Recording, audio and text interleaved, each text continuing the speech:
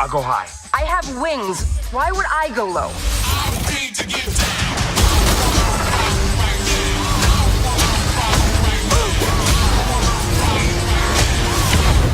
We're gonna die. I don't wanna die.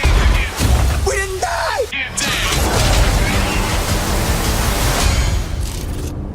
Hey, what'd I miss?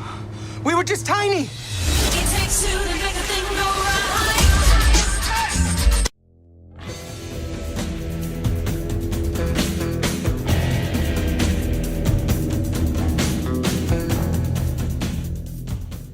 Hello once again, watchers of good movies. My name is Nick Pell, and this is my review of Ant-Man and the Wasp. Now, this is the 20th film in the MCU, which is very hard to believe at this point. It takes place between the events of Civil War and Infinity War, so we don't see any real references to the events of Infinity War until towards the end, I'll just say that. And so this film very much feels like a self-contained story in which we have Scott Lang basically going on this adventure with his fellow companions. But does Ant-Man and the Wasp live up to its giant expectations, or does this film just get stomped out among the titans that are the MCU?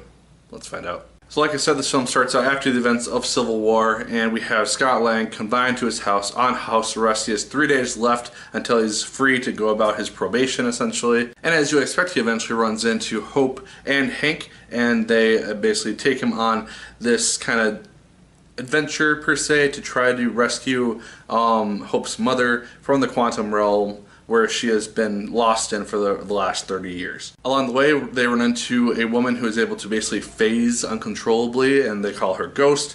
She's played by Hannah John Kamen, and she actually does a pretty good job. One thing that I really did like about the movie is the chemistry amongst the cast, particularly between Scott and Hope. I thought that worked really, really nicely because presumably they'll be teaming up in future films, whether it's a third Ant-Man movie or some other crossover film like with Captain America or something of that sort. But this film really does establish that they are basically a duo, a team now, and so any real chance of seeing Ant-Man on his own, aside from the Avengers 4 film, is really not going to happen, most likely. I also like to see the relationship between Scott and Cassie, so basically Scott and his daughter. That was also very fun to see play out on screen because you really get the impression that Cassie looks up to Scott and sees him as this hero who she really wants to become similar to. And as far as I'm aware, in the comics there is precedence for this, where Cassie eventually takes on either the Ant-Man costume or the Wasp costume and becomes a superhero in her own right. So I'd be really curious to see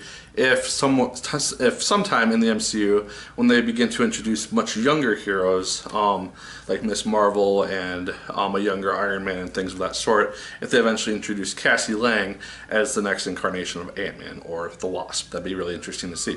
I also liked what they did with the villain in this film, because instead of having like a purely evil villain that they have in past films, and kind of like how the first Ant-Man villain was, they had a very sympathetic villain this time because, like I said, she's played by Hannah John Kamen, and she has this whole background amongst S.H.I.E.L.D., and presumably it's the Hydra side of S.H.I.E.L.D., because remember, Hydra had infiltrated S.H.I.E.L.D. for a number of years, but during her time at S.H.I.E.L.D., she was basically used as a weapon and as an assassin to take out select targets. But now, many years after S.H.I.E.L.D. has basically shut down, she's beginning to get closer and closer to just phasing out of existence, and so she recruits Lawrence Fishburne, and they end up trying to basically work together to figure out a way for her to not phase out of existence, more or less. So that's how she comes into conflict with Scott and Hope and Hank, because they have technology which could potentially help save her life, and they're not really aware of her situation, so they just see her as someone trying to get their technology for whatever reason.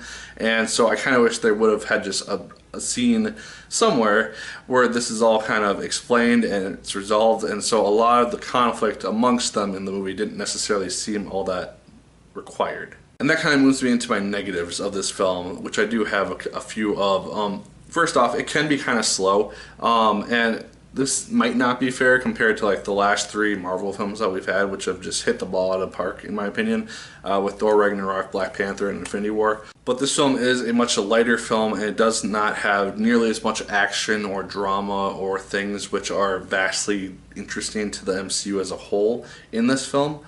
So it does seem like it kind of takes a while to get going, and it is very exposition heavy towards the middle, and it just seems like it takes a long time, even though the runtime is not even 2 hours. Part of that is because of the plot, which I honestly kind of found boring and got kind of redundant after a while, because the overall plot and what they basically focus on for the entirety of the movie is trying to get Hank's wife and Hope's mother back from the quantum realm. I was kind of assuming this would be done much earlier on in the movie, like maybe at the halfway point, instead of just kind of focusing the whole film on that aspect.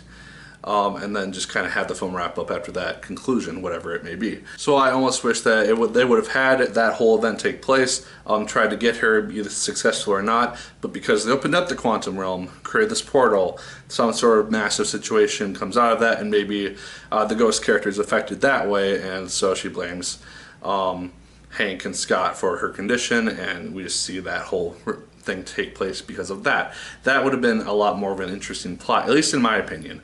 But I just ultimately felt like the plot was a little bit boring. It does have some very funny moments, because there are multiple times throughout the film which I was just laughing hysterically, because there were just some really funny jokes, really funny quips, and there's one scene in particular which caught me off guard, which I had to basically stop myself from laughing because it was just very, very funny. Walton Goggins is also involved in the film. He's basically this like underground crime person, and he really didn't have any real purpose for being in the movie. He sets up some things into action, but ultimately the plot is between Scott, Hope, and Hank versus Ghost and Lawrence Fishburne's character. And so like having that kind of come in like at random times to just kind of provide some sort of action scene, it just ultimately didn't seem necessary. And if his involvement was taken out of the film entirely, it would have just ran much more smoothly, I think. I will say that the fight scenes, as few as they actually were, did look very, very cool. It's one unique thing with these characters is that they have the shrinking and growth abilities, and so seeing that utilized much more effectively in combat scenes was very, very cool to see done, and done well.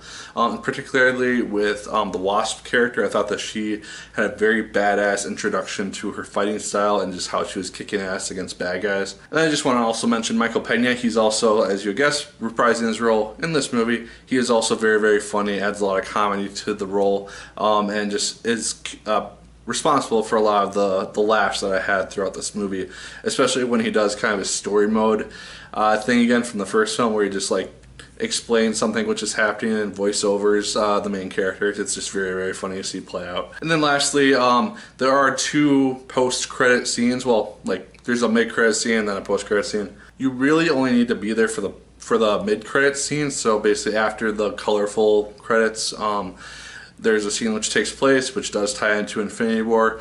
It kind of leads into that movie.